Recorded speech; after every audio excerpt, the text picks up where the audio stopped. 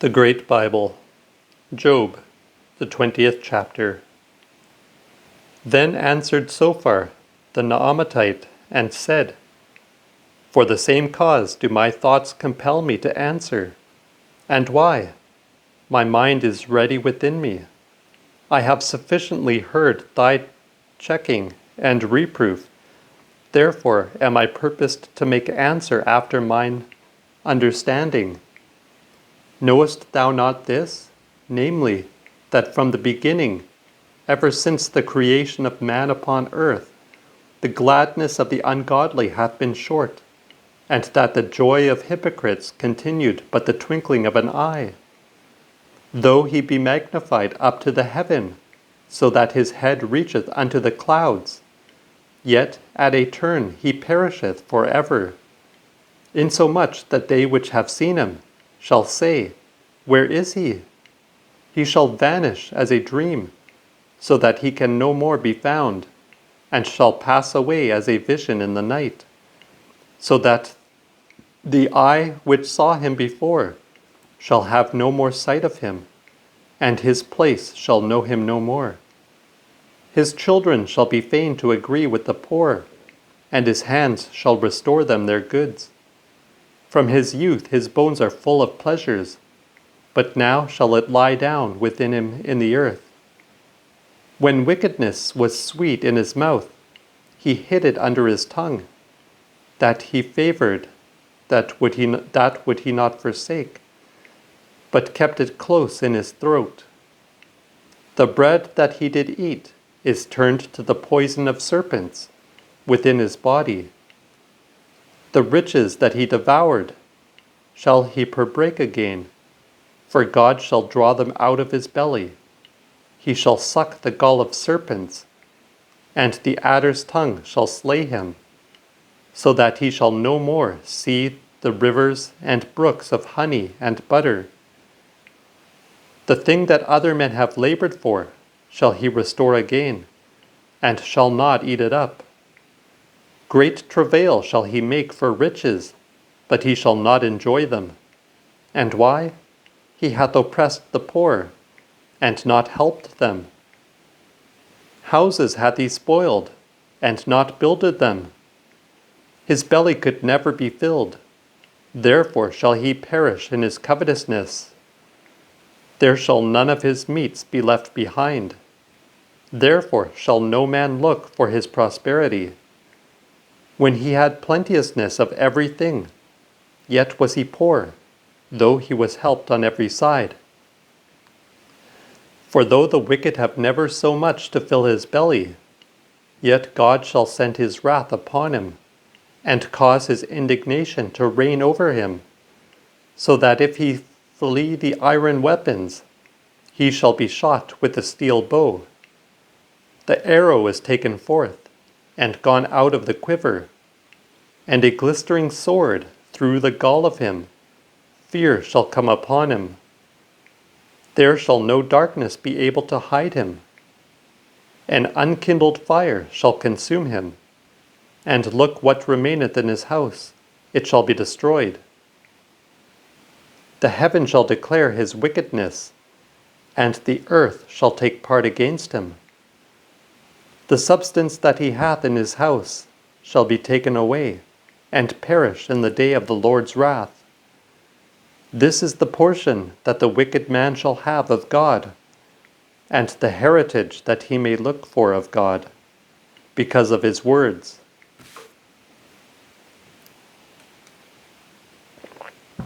The 21st chapter. Job answered and said, O hear my words, and that shall be my comfort of you. Suffer me a little, that I may speak also, and then laugh my words to scorn, if it like you. Is it for man's sake that I make this disputation? Which, if it were so, should not my spirit be then in sore trouble? Mark me well, and be abashed, and lay your hand upon your mouth. For when I consider myself, I am afraid, and my flesh is smitten with fear. Wherefore do wicked men live in health and prosperity, come to their old age, and increase in riches? Their children live in their sight, and their generation before their eyes. Their houses are safe from all fear, and the rod of God doth not smite them. Their bullock gendereth, and that not out of time. Their cow calveth, and is not unfruitful. They send forth their children by flocks, and their sons lead the dance. They bear with them tabrets and harps, and have instruments of music at their pleasure. They spend their days in wealthiness, but suddenly they go down to hell. They say also unto God, Go from us, we desire not the knowledge of thy ways. Who is the Almighty, that we should serve him? And what profit should we have to submit ourselves unto him? Lo, there is utterly no goodness in them. Therefore will I not have to do with the counsel of the ungodly. How oft shall the candle of the wicked be put out? How oft cometh their destruction upon them? O what sorrow shall God give them for their part in his wrath? Yea, they shall be even as hay before the wind, and as chaff that the storm carrieth away. And though God save their children from such sorrow, yet will he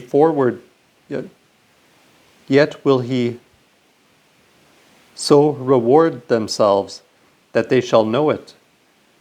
Their own destruction and misery shall they see with their eyes, and drink of the fearful wrath of the Almighty. For what careth he what become of his household after his death, when the number of his months is cut short? Inasmuch then as God hath the highest power of all, who can teach him any knowledge? One dieth now when he is mighty and at his best, rich and in prosperity, even when his bowels are at the fattest, and his bones full of marrow. Another dieth in sorrow and heaviness, and never had good days. They shall sleep both alike in the earth, and the worms shall cover them. Behold, I know what ye think, yea, and the subtlety that ye imagine against me. For ye say, Where is the prince's palace? And where is the dwelling of the ungodly? Have ye not asked them that go by the way? Doubtless ye cannot deny their tokens, that the wicked is kept unto the day of destruction, and that the ungodly shall be brought forth to the day of wrath. Who dare reprove him for his way to his face? Who will reward him for the ungraciousness that he doth? Yet shall he be brought to his grave, and dwell among the heap of the dead. Then shall he be fain to be buried among the stones of the plain. All men also must follow him, and there are innumerable gone before him. How vain then is the comfort that ye give me! Doth not falsehood remain in all your answers? The 22nd chapter. So Eliphaz the Temanite gave answer and said, May a man be profitable unto God, as he that is wise may be profitable to himself? Is it any vantage to the Almighty that thou art righteous? Or shall it profit him that thou makest thy ways perfect? Is he afraid to reprove thee, and to step forth with thee into judgment? Is not thy wickedness great, and thine ungracious deeds innumerable? For thou hast taken the pledge from thy brother for naught, and robbed the naked of their clothing. To such as were weary hast thou given no water to drink, and hast withdrawn bread from the hungry. Should such one then as useth violence, wrong, and oppression, doing all things of partiality, and having respect of persons, dwell in the land? Thou hast sent widows away empty, and oppressed the poor fatherless. Therefore art thou compassed about with snares on every side, and suddenly vexed with fear. Shouldest thou then see no darkness? Should not the water flood run over thee? Now because that God is higher than the heavens, and because thou seest that the stars are so high, wilt thou therefore say, Tush, how should God know? Doth his dominion reach beyond the clouds? Tush, the clouds cover him that he may not see, and he dwelleth above heaven. Dost not thou keep the old way, that vain men have gone, which were cut down out of time, and whose foundation was as a running water, which said unto God, Go from us. And what did the Almighty with them? He filled their houses with good things. But the counsel of the ungodly is far from me. The righteous saw it and were glad, and the innocent laughed them to scorn. Is our increase hewn down? As for the remnant of them, the fire hath consumed it. Therefore reconcile thee unto God, and be content. So shall all things prosper with thee right well. Because the law at his mouth, and receive the law at his mouth, and lay up his words in thine heart. For if thou wilt turn to the Almighty, thou shalt stand fast, and put all unrighteousness from thy dwelling. Thou shalt make gold as plentiful as the dust, and the gold of Ophir as the flints of the rivers. Yea, Almighty God his own self shall be thy defense, and thou shalt have plenty of silver. Then shalt thou have thy delight in the Almighty, and lift up thy face unto God. Then shalt thou make thy prayer unto him, and he shall hear thee, and thou shalt keep thy promises. Then look what thou takest in hand. He shall make it to prosper with thee, and the light shall shine in the ways. For whoso humbleth himself, him shall he set up, and whoso looketh meekly shall be healed. If thou be innocent, thou shalt deliver the country because of the unguiltiness of thine hands. The 23rd chapter. Job answered and said, My saying is yet this day in bitterness, and my hand heavy because of my groaning. Oh, that I might see him, and find him. Oh, that I might come before his seat, to plead my cause before him, and to fill my mouth with arguments, that I might know what answer he would give me, and that I might understand what he would say unto me. Will he plead against me with his great power and strength? No, but he will make me the stronger. He that is just shall enter disputation with him, and my judge shall deliver me forever. Behold, though I go before, I find him. If I come behind, I can get no knowledge of him. If I go on the left side, where he doth his work, I cannot attain unto him.